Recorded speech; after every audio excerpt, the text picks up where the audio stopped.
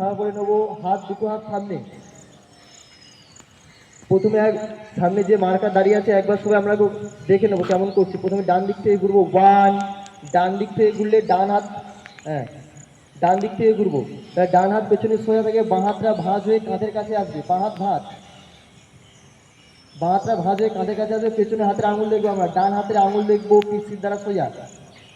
2, আবার সামনে,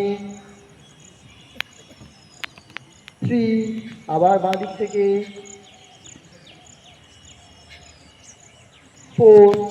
আবার দুটো হাত সামনে, 5, আবার ডান দিক থেকে ঘুরবো, 6, আবার দুটো হাত সামনে,